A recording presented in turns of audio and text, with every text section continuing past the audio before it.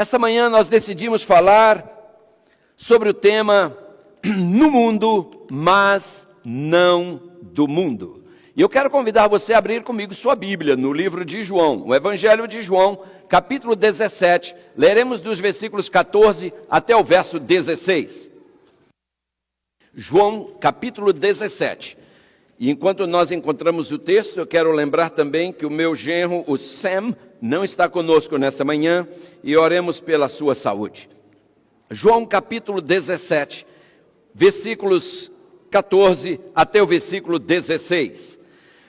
Na Bíblia que eu tenho aqui em mãos, eu leio o seguinte, e convido você a conferir se a sua diz a mesma coisa. Possivelmente, versões diferentes dirão a mesma coisa, apenas com palavras diferentes.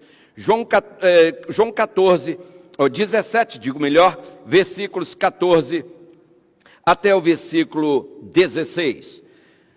Jesus aqui está orando, e ele diz no versículo 14, dê-lhes a tua palavra, e o mundo os odiou, porque não são do mundo, assim como eu não sou do mundo.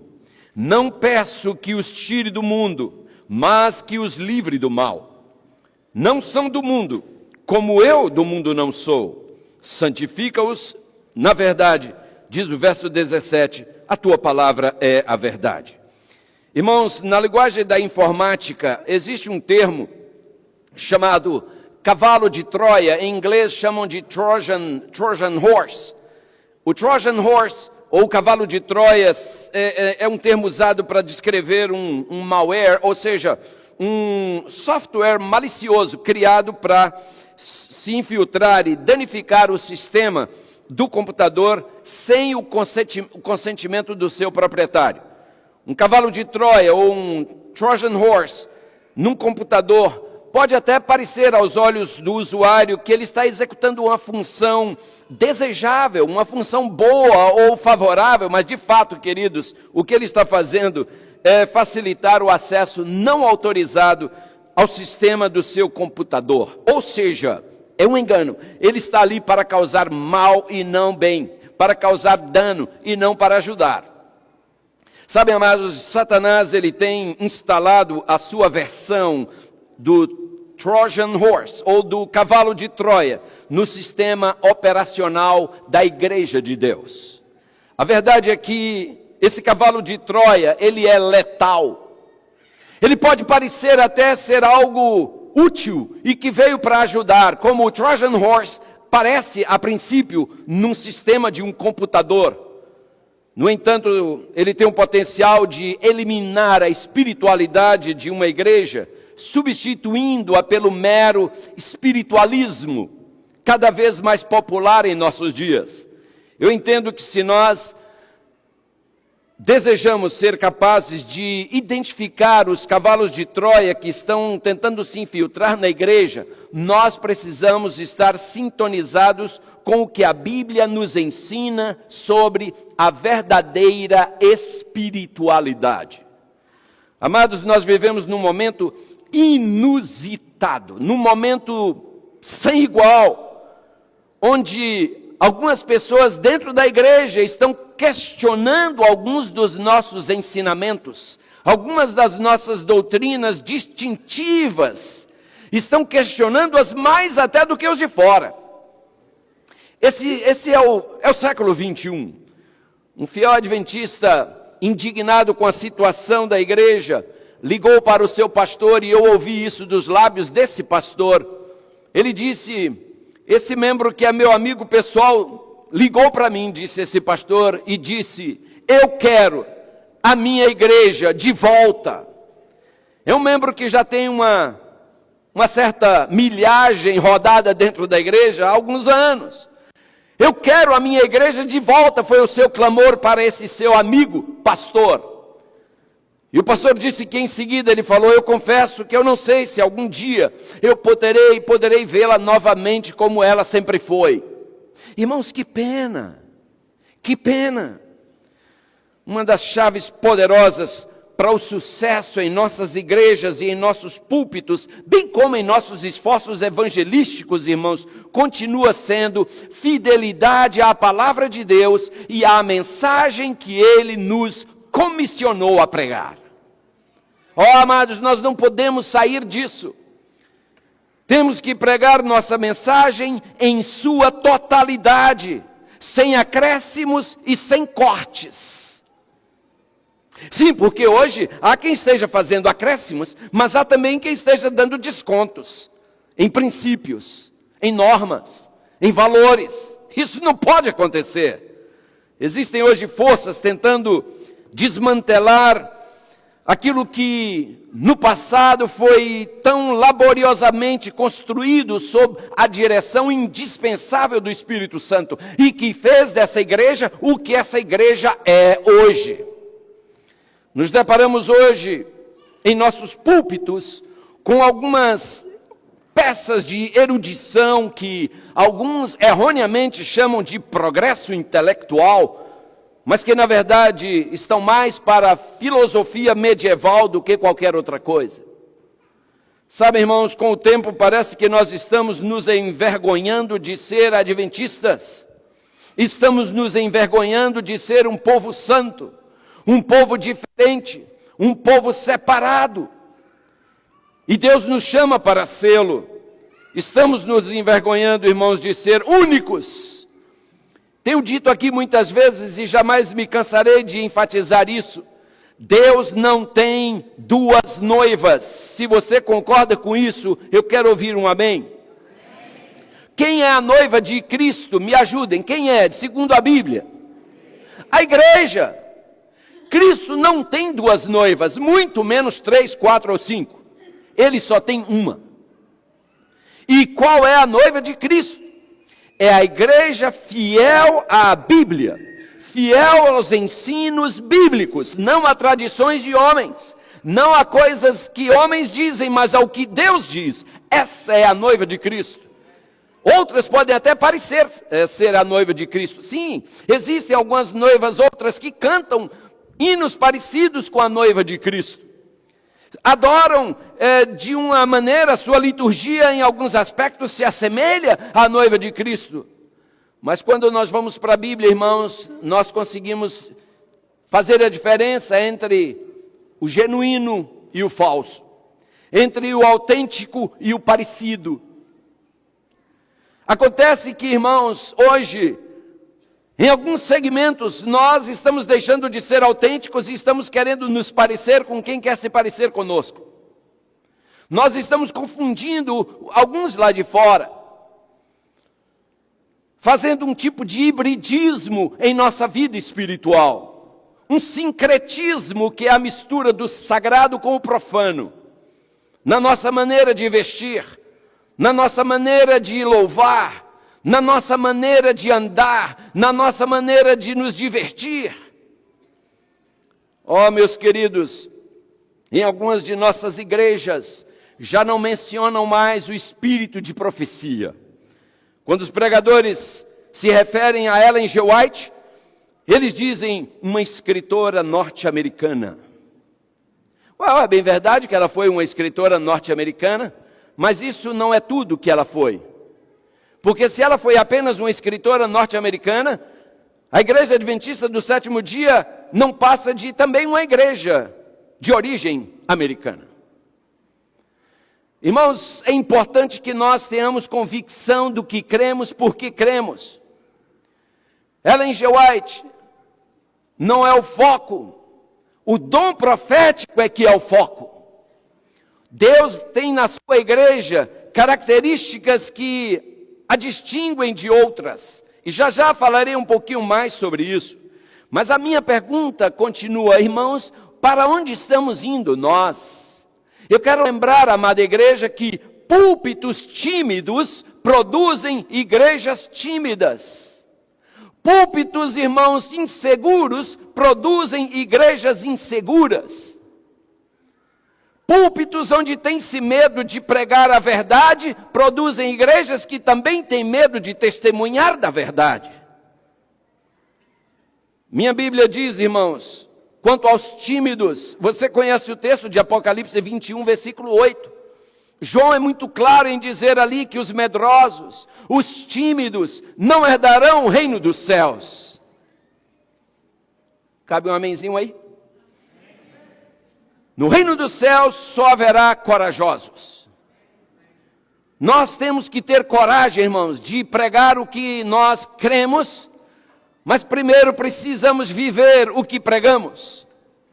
O mundo aí fora está cansado de teoria, o mundo quer ver prática. Amados, Paulo dizia, eu não me envergonho do Evangelho. E ainda em Apocalipse capítulo 12, versículo 17, como eu mencionava minutos atrás, a igreja de Deus, ela é identificada como aquela contra a qual o diabo tem um grande ódio. E ele persegue os descendentes dessa mulher, que são identificados no texto por duas características. Quais são? Guardam os mandamentos de Deus e têm o testemunho de Jesus. Está em Apocalipse 12, versículo 17. Os mandamentos de Deus, todos nós sabemos quais são e onde estão. Êxodo capítulo 20, versículos 3 até o versículo 17. Aí estão os 10 mandamentos. Mas e quanto ao testemunho de Jesus? Amados, Deus não nos deixa na ignorância com relação a esse assunto. E também Deus não deixa isso a critério do homem para definir o que é o Espírito, o testemunho de Jesus. Apocalipse 19, versículo 10, no finalzinho do verso, nos diz que o testemunho de Jesus é o quê? É o Espírito da profecia. Graças às orientações, irmãos, dadas por Deus a nós, através desse instrumento escolhido pelo Espírito Santo, essa igreja passou de uma pequena chama no século XIX a esse grande farol que ela é no século XXI. Amados, a ONU reconhece haver no planeta Terra 200. E eu estou aqui só checando o número para não errar. A ONU reconhece que existem no mundo 238 países. Desses 238 países existentes no mundo, a Igreja Adventista está presente em 215. Nós somos tão católicos quanto a Igreja Católica no que respeita à palavra católico. O que quer dizer católico? Quem sabe? Universal. Irmãos, essa igreja tornou-se de um pequeno grupo em 1844 e que foi organizada em 1863. Essa igreja se tornou uma igreja com mais de 20 milhões de membros, espalhados em mais de 200 países pelo mundo. Sabem, amados, a igreja de Cristo está presente em todo o mundo, graças à Bíblia e ao Espírito de profecia, através do qual Deus nos deu instruções de caráter administrativo, mas também de caráter de ordem espiritual. Os escritos do Espírito de profecia têm um único propósito: nos levar para a Bíblia e nos ajudar a entendê-la melhor, a ampliar nosso conhecimento das Escrituras. Volto a lembrar que a Igreja Adventista tem 28 doutrinas fundamentais e nenhuma delas foi extraída de nenhum livro escrito por Ellen G. White. Portanto, a falsa acusação de que nós somos uma seita não tem qualquer fundamento. Falam que nós somos seita apenas para assustar seus membros e impor neles o medo de se aproximar de um adventista. Porque um adventista, quando senta com alguém para estudar a Bíblia, o faz somente com a Bíblia, nenhum catecismozinho da igreja, não. Nenhum livrinho da igreja adventista, não. Só Bíblia. Ontem à noite, depois que fizemos a cerimônia fúnebre, fomos dar um estudo bíblico, minha esposa e eu. Estamos estudando com uma família que só pode ter o estudo sexta-feira à noite. Então lá estávamos nós estudando. E o esposo disse para mim, palavras dele, irmãos, faladas ontem à noite, então estão bem fresquinhas na minha mente. Ele disse que estava conversando com um pastor de uma outra denominação, que é seu vizinho, no outro prédio que ele morava. Ele dizia, ele morava embaixo, eu em cima. Ele disse, ele foi até a minha casa e começou a falar algumas coisas que ele disse, eu sabia que o que ele estava falando não estava na Bíblia. E aí ele contestou, porque o pastor estava falando para ele sobre o arrebatamento secreto. E ele disse, pastor, parece-me que a Bíblia fala que quando Jesus vier, todo olho o verá. E como é que é esse negócio de arrebatamento secreto? E ele disse que esse pastor parou, olhou para ele e disse, os adventistas ensinam assim. E ficou calado, ele me contando, ele ficou calado e depois virou as costas e voltou para seu apartamento. Não teve mais argumento. Irmãos, contra a verdade, ninguém pode se manter de pé. E nós precisamos conhecer essa verdade, precisamos viver essa verdade. Ellen G. White, ela nos fala, queridos, dessa plataforma em cima da qual nós temos que edificar a nossa fé. Ela diz que nós não podemos fugir dessa plataforma. Ela diz que seus escritos são uma luz menor, uma pequena lanterna para nos conduzir a este farol supremo que é a luz maior, a Bíblia. Meus amados, uma vez perguntaram a João Batista, és tu profeta? Qual foi a resposta de João? João Batista disse, eu não. O que Jesus falou a respeito de João nesse sentido? Quem se lembra? Não há nenhum homem nascido de mulher maior do que João, em termos proféticos.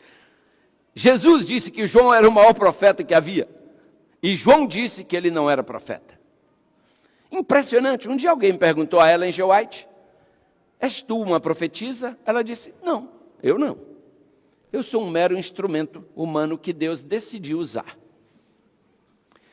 Sabe, amados, lamentavelmente entre nós tem havido um crescente grito por parte de um grupo para implementarmos mudanças na igreja.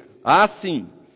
Esses, em alguns lugares, inclusive, já conseguiram transformar aqui o ambiente do púlpito numa sala de estar. Tem algumas igrejas onde o púlpito já não está mais no seu lugar, essas cadeiras não estão mais no seu lugar, já não tem mais plataforma, porque eles acham que isso aqui já está ultrapassado. Agora tem uns sofás, um tapete, uma mesinha de centro, uma verdadeira sala de estar. Eu fico pensando, qual é o ponto? Qual é o ponto? Porque eu, pelo menos, irmãos, quando estou numa sala de estar, quando eu estou sentado num sofá, eu costumo me jogar e ficar à vontade. Afinal, estou na sala de estar. Mas quando eu estou, irmãos, num ambiente como este aqui, eu sou impelido a adotar uma circunspecção, porque eu não estou numa sala de estar. Eu estou na presença de Deus, no seu santuário. Um Deus que é tão meticuloso, que na Bíblia prescreveu detalhes de como Ele quer ser adorado, prescreveu detalhes de como um sacerdote deve se vestir. Um Deus que se preocupa com detalhes. Olhe para qualquer pássaro com suas penas coloridas e veja se Deus não se preocupa com detalhes. Olha a combinação de cores. Minha esposa de vez em quando diz para mim, puxa vida, se eu fosse pintar esse pássaro, eu nunca teria pensado nessa combinação de cores. Nosso Deus é tremendo. Ele é detalhista do microcosmos ao macrocosmo. Ele cuida de cada detalhe. Lamentavelmente, irmãos, há aqueles que querem transformar a plataforma da igreja num palco. Há aqueles que querem transformar um louvor e estão conseguindo. Em muitos ambientes já o louvor agora é um show. A mordomia jamais se parece com loteria e assim a coisa está indo. Quase num tom de protesto, esses insistem. Nós queremos uma mensagem moderna, desenhada para os jovens. Irmãos, até onde eu entenda, a Bíblia não nos separa por idades, não nos divide por gerações ou por idades. Muito pelo contrário. Se você for a Ezequiel capítulo 4, versículo 6, nós encontramos ali, irmãos, de que pouco antes daquele grande e terrível dia do Senhor, o texto diz que Deus converterá o coração dos pais aos filhos e o coração dos filhos a seus pais. Ou seja, uma evidência da atuação de Deus na igreja dos últimos dias será a cooperação entre jovens e adultos. A união de ambos na proclamação da mensagem e não na separação. Oh, nós queremos uma igreja jovem. Há igrejas por aí que já têm um culto jovem separado do culto de adultos. Como se nós tivéssemos um Deus jovem e um Deus mais idoso. Não há motivos, irmãos. Nós podemos honrar a Deus juntos, celebrar a Deus juntos. Recentemente, a questão de meses atrás, eu fui convidado para fazer uma semana de oração numa igreja central no Brasil. E fui convidado pelo diretor de jovens daquela igreja. E aquele líder de jovens me ligou e me disse: pastor, por favor, nós queremos que o senhor apresente para nós mensagens de reavivamento e reforma. Um líder de jovens, numa capital brasileira. Ele disse: pastor, nós queremos alimento sólido. Amém? Esse é o clamor da nossa juventude. E eu começo a identificar, irmãos, onde está o problema. Sabem, pregadores da minha igreja e demais pregadores que estiverem me ouvindo, na Bíblia nós não encontramos uma mensagem para jovens e outra mensagem para os de mais idade. Na Bíblia nós encontramos uma mensagem, aplicável a todos, como diz o americano, across the board.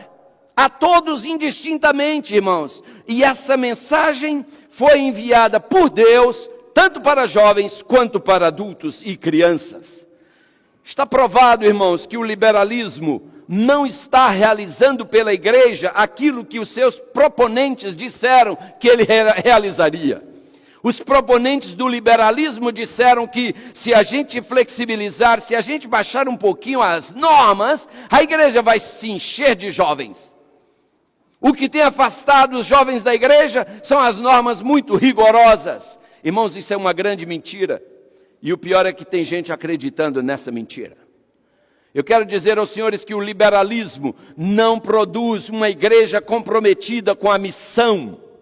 E uma igreja sem missão não é igreja. É apenas um ajuntamento sem sentido de crentes.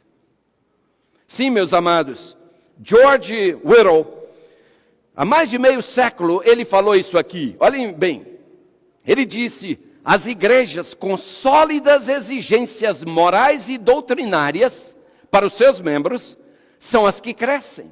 Olha, isso foi dito há mais de 50 anos atrás.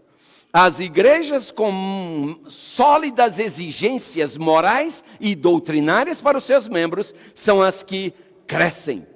Em contraste, diz ele, aquelas que têm dificuldades em dizer aos seus membros como viver um cristianismo autêntico, as que pregam mensagens ao estilo cristianismo sabor baunilha, têm sofrido de uma hemorragia que começou nos anos 60 e as está levando à morte desde então. E ele segue, ainda diz: a teologia de vanguarda e a busca pelo culto politicamente correto, diz ele, tem se revelado uma receita para a catástrofe eclesiástica. Agora veja o que ele diz na sequência. Milhões de diversas denominações estão indo embora, porque não encontram mais um bom motivo para permanecerem. Irmãos, na Europa e agora também na América, igrejas estão se transformando em museus. Na Europa e também na América, igrejas estão sendo derrubadas para em seu lugar construir prédios. Em Boston, várias igrejas tombadas pelo patrimônio histórico da cidade de Boston, portanto não podem ser demolidas, foram modificadas por dentro e hoje são condomínios. Por fora você olha uma igreja, uma catedral lindíssima, mas quando você entra, é um condomínio, lá dentro estão apartamentos. Eu já contei aqui quando eu estive na cidade de Dublin, na Irlanda, fazendo uma semana de oração. Fui convidado a visitar uma igreja, um sábado à noite, e eu fui. E quando chegamos lá à distância, a pessoa que me levava me dizia, está vendo aquela igreja? Linda igreja, uma tremenda catedral com uma torre alta. E eu disse, de fato, toda de pedra, bem sólido o edifício. Ele disse, nós iremos lá. E quando chegamos, irmãos, lá, de igreja só tinha o templo, ou só o edifício, porque era agora um bar, restaurante e clube. E lá na frente da igreja está bar, restaurant and club, church.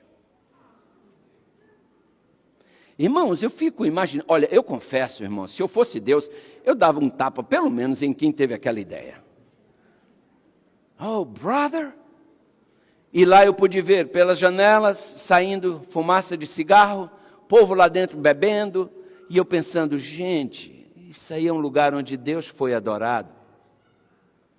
Esse é o mundo no qual estamos vivendo, e nós temos isso escrito aí, irmãos. Essas mudanças que estão buscando, irmãos, estão simplesmente sucateando a igreja cristã. Dentro do catolicismo se vê isso, dentro do metodismo se vê isso, dentro do sistema episcopal, batista, por onde você for. E agora o diabo tenta se infiltrar em nosso meio, mas aqui não, irmãos. Aqui não. Irmãos, eles não têm além da Bíblia, eles não têm nada mais para guiá-los. Nós, além da Bíblia, que nós nem precisaríamos de nada mais além da Bíblia, mas nós temos o espírito de profecia, que não fala nada que não esteja apoiado pela Bíblia. Então nós temos essa outra expansão. Por que não utilizarmos isso, irmãos, a fim de combatermos o inimigo? Jovens e idosos, todos nós precisamos de disciplina, da admoestação, da correção, oferecidas pela palavra de Deus. Irmãos, quando os membros entendem que podem fazer o que querem, a igreja perdeu o seu valor, a religião perdeu o seu sentido, e o cristianismo perdeu o seu poder. Isso é o que acontece quando cada um acha que pode fazer o que quer. Em sua proposta de modernizar a igreja, Satanás tem buscado humanizar a Deus e divinizar o ser humano. Sim, é isso mesmo. Em muitas igrejas, a liturgia não está mais voltada para Deus, está voltada para o público, para o auditório. O importante não é mais o que Deus pede, o importante agora é o que o membro deseja. A advertência de Paulo a nós, irmãos, em em Colossenses, capítulo 2, versículo 8. Paulo diz, cuidado que ninguém vos venha a enredar com a sua filosofia e vãs sutilezas, conforme a tradição dos homens, conforme os rudimentos do mundo e não segundo Cristo.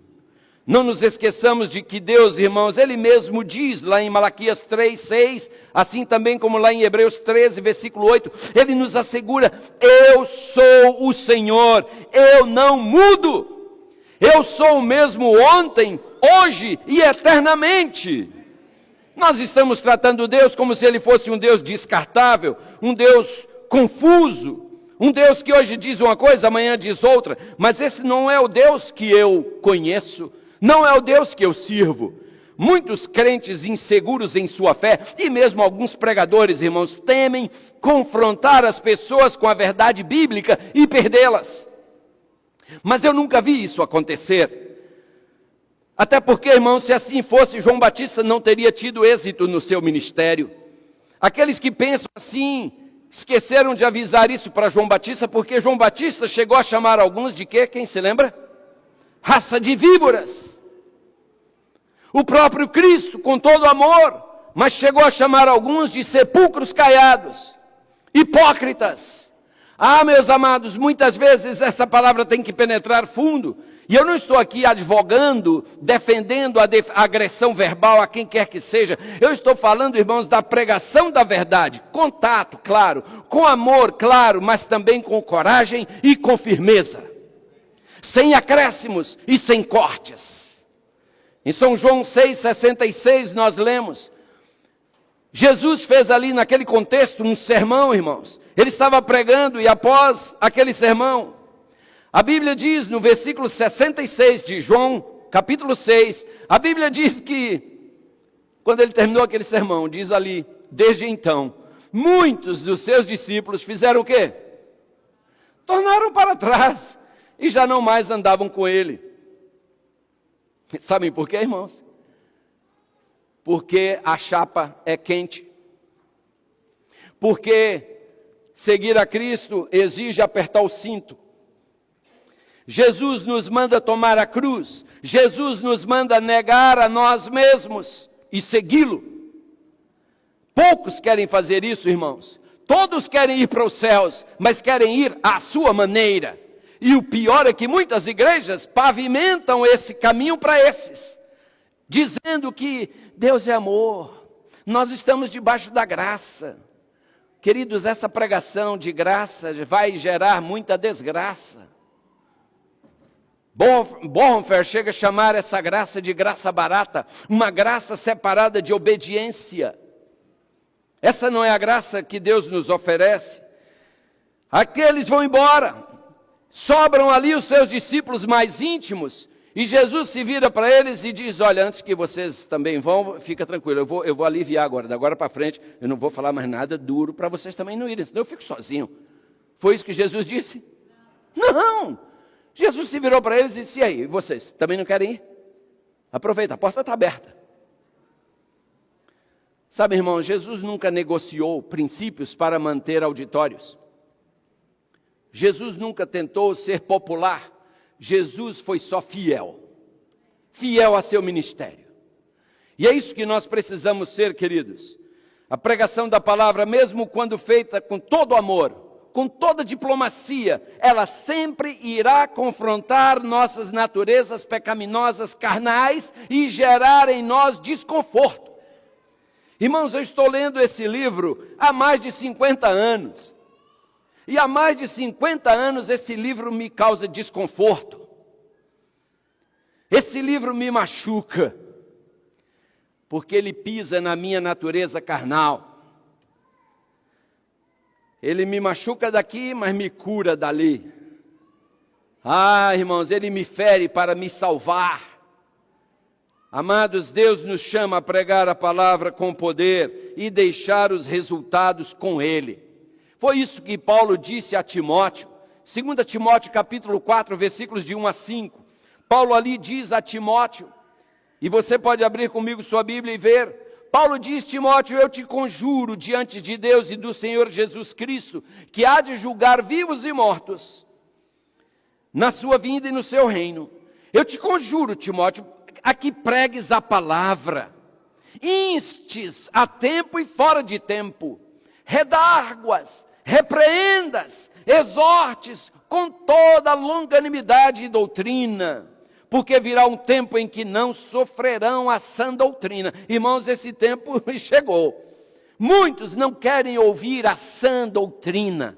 Eles querem ouvir um negócio mais ou menos, sabe, um açucarado aí, um diluído em água, alguma coisa que não mexa na minha zona de conforto. E já está profetizado, Paulo disse, haverá um tempo, virá um tempo em que muitos não sofrerão a sã doutrina, mas, tendo comichão nos ouvidos, amontoarão para si doutores conforme as suas próprias concupiscências e desviarão os ouvidos da verdade, voltando a fábulas.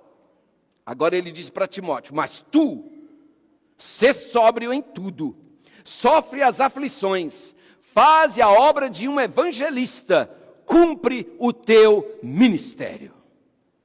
Ó, queridos, que admoestação dada a um pastor novo, que estava começando o seu ministério, que era o pastor Timóteo. Irmãos, sabem, alguns aspectos de nossas crenças têm estado meio empoeirados pelo desuso.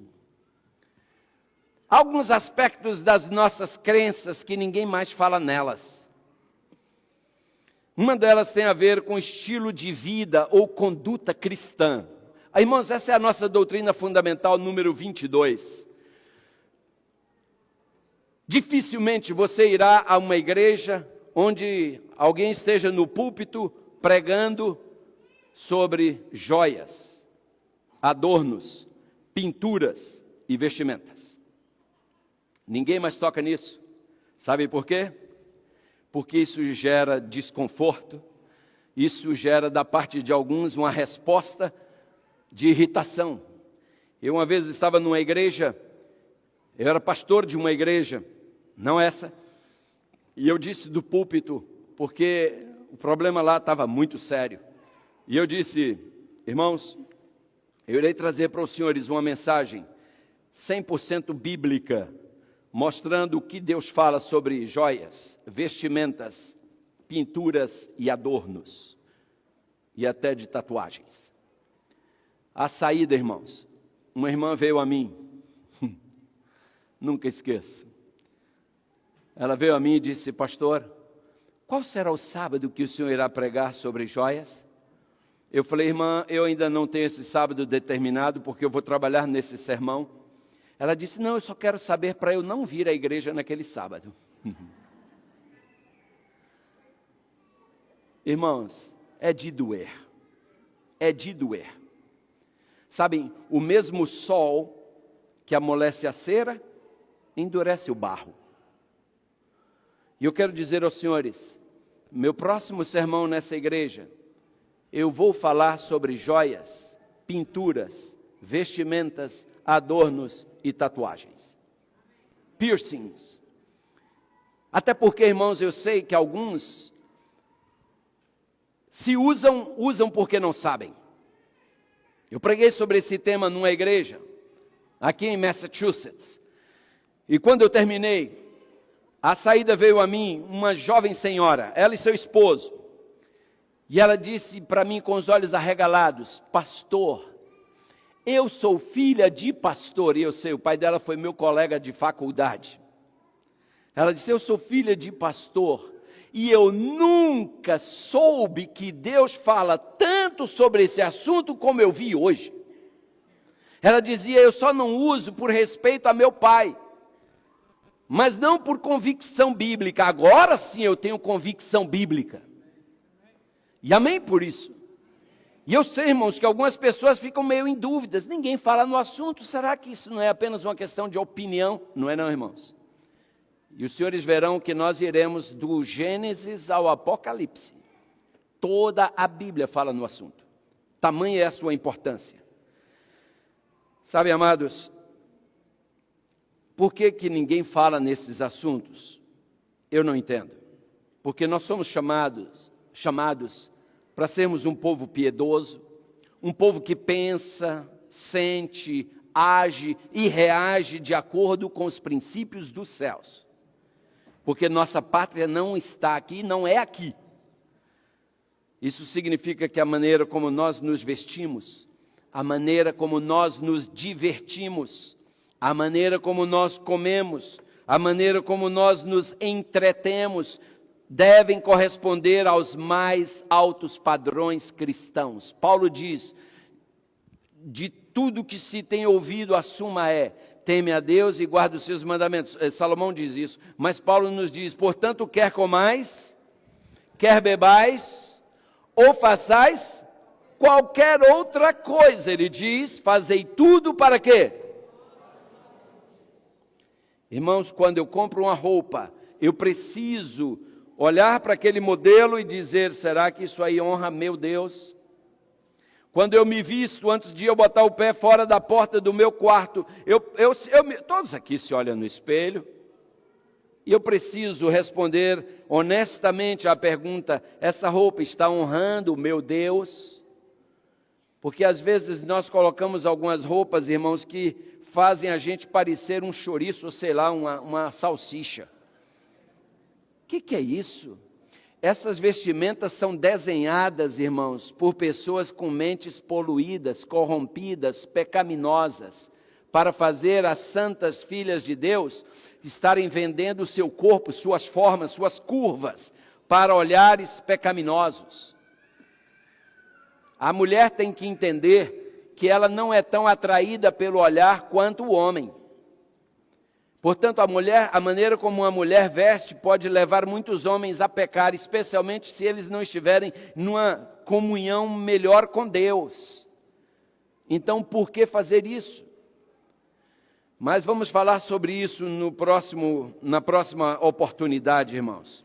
Embora a gente reconheça que as diferenças culturais influenciam o nosso modelo de vestir, nosso vestuário, de acordo com a Bíblia, deve ser simples, deve ser modesto, deve ser de bom gosto, deve ser decente, deve ser apropriado àqueles cuja verdadeira beleza não se limita ao exterior, mas, como diz a Bíblia, no ornamento imperecível de um espírito manso e tranquilo. Irmãos, a oração de Cristo pela sua igreja foi: não peço que os tire do mundo, e sim que os livre do mal. Ah, meus amados, a sua prece foi: eles não são do mundo, como também eu não sou. De que modo, irmãos, pode um cristão estar simultaneamente no mundo e separado dele? Como? Sob que aspectos deveria o estilo de vida cristão ser diferente daquele do mundo? Os cristãos deveriam adotar um estilo de vida diferente, irmãos, não pelo capricho de serem diferentes, mas porque Deus nos chamou para viver por um princípio. Eu um dia pregava sobre esse tópico numa igreja, falando de joias, de adornos. Creio, irmãos, uma igreja que, quando chegamos ali, ela estava bem fora dos trilhos. Acreditem, quando eu terminei de pregar, eu notei que havia uma senhora nos visitando com 2 brincos enormes. Ao lado dela estava sua filha com 2 brincos enormes. E eu sabia que era a primeira vez que aquelas duas tinham entrado na igreja. A mãe e a filha com os netinhos, com os filhinhos, que ela havia trazido para uma programação dos aventureiros, que ela havia botado a filhinha, porque alguém disse que tinha essa programação, esse evento na igreja para as crianças, mas elas eram de uma outra denominação, e eu estava pregando sobre joias justo naquele sábado, o primeiro sábado que elas entraram. Eu havia orado a Deus, eu havia pedido a Deus: Senhor, me oriente como pregar, como falar, não me deixe ferir ninguém por mim mesmo. Se a tua palavra ferir, está bem ferido. Agora eu é que não posso. E eu preguei. Quando eu terminei, eu desci pelo corredor central e fui até a porta para cumprimentar as pessoas. A primeira pessoa a sair foi um dos líderes daquela igreja. Acreditem, ele chegou para mim e disse: o pastor não poderia ter sido mais infeliz na apresentação da sua mensagem. E eu pensei, por falar em infeliz, deixa eu segurar a mão desse. E eu disse: por que você fala isso? Não, porque tem 2 visitas ali que o senhor feriu com suas palavras. Eu disse: você está equivocado. Primeiro, não foram minhas palavras, foram as palavras de Deus. Segundo, Deus, quando fere, fere para curar. E segurei firme a mão, e apertei. Ele era meio pequenininho, aproveitei. Entendeu? E quando eu soltei, fui cumprimentar o povo, irmãos, e as pessoas foram saindo, e veio aquela senhora com a sua filha. Uma senhora elegante, uma senhora educada. Ela havia, no Brasil, trabalhado num canal de televisão famoso no Brasil, TV Globo. Uma mulher bem preparada. E ela chegou para mim com a elegância de sua postura e seu jeito de falar. Ela segurou na minha mão, olhou nos meus olhos e disse: pastor, eu nunca imaginei que a Bíblia falasse tanto no assunto de joias. Nunca! E eu disse: pois ela fala. E ela disse: pastor, eu quero aprender mais. E eu falei: com muito prazer. A senhora me dá seu endereço? Terei o maior prazer em visitar a senhora para estudarmos mais sobre o assunto. Ela disse, com muito prazer, pastor. Quer dizer, pastor, que não pode usar mesmo, né? Aí eu falei para ela, escute, senhora, eu sei o nome dela até hoje, mas eu vou evitar falar aqui, apesar de ser positivo o exemplo, o resultado final. Eu disse, senhora fulana, esse é um assunto que eu trouxe para apresentar para a igreja. Com a senhora, eu preferiria sentar e a gente começar a construir o edifício do alicerce, porque isso aí já está lá quase no telhado, e a gente não constrói uma casa do telhado para baixo. Então, se a senhora não se importa, vamos conversar, começando pelo alicerce, e aí eu vou chegar a tratar desse assunto com a senhora no momento. Ela disse, não. O senhor não falou nada que não estivesse na Bíblia. Pode vir do telhado para baixo mesmo. Não pode usar não, né? Eu falei, não pode não. Já que a senhora quer ouvir, é isso. Não pode não. Eu disse, ok. Foi embora com a filha. Irmãos, no sábado próximo, as duas voltaram. E o infeliz disse que eu tinha sido infeliz. As duas voltaram. Sem brinco. A mãe e a filha com 2 brinquinhos pequenininhos. Porque aí a mãe já me disse, pastor, a minha filha está com um brinco pequenininho porque quem furou a orelha dela fez um buraco muito grande. E ela tem o cabelo curtinho, ela fica com vergonha dos buracos, ela botou 2 brinquinhos pequenininhos, só para tapar o buraco. Aí pode, não pode? Eu falei assim, pode não. Eu falei, escute, quando Deus te pede branco, não traga bege claro, traga branco. Quando Deus diz que é preto, não venha com cinza escuro, venha com preto. Porque com Deus é sim, sim, não, não. Então o pequenininho não pode não. Pastor, faz sentido, faz sentido. No outro sábado, lá estavam elas duas, com um buraco, sem brinquinho. E eu continuei a estudar com elas duas. Tive o privilégio de batizar a mãe, a filha, o genro que eu conhecia em casa, não tinha vindo à igreja, passou a frequentar, e depois a neta da mãe. Até hoje, todos são fiéis adventistas. São uma bênção para a igreja. Num sermão que eu não poderia ter sido mais infeliz em apresentar, de acordo com um infeliz. Sabem, amados, essa igreja é de Deus, essa mensagem é de Deus, e eu digo aos senhores, eu gosto muito de ter amigos, eu gosto muito de receber sorrisos, eu gosto muito de abraços, eu gosto muito de tudo isso, irmãos, mas eu não posso comprometer a mensagem por causa disso. Eu estarei sendo sempre fiel ao que Deus me manda pregar, até o último dia que eu tiver o privilégio de estar de pé, respirando e pregando. Que Deus abençoe a nossa igreja. Que Deus nos ajude a ser cada dia mais semelhantes a Jesus. Eu, irmãos, e a minha casa serviremos ao Senhor. E eu quero dizer aos senhores que quando eu digo a minha casa, não me limito à minha residência e minha família íntima. Essa é minha casa. Vocês são meus irmãos, vocês são minha família, e nós serviremos ao Senhor. Que Deus nos abençoe.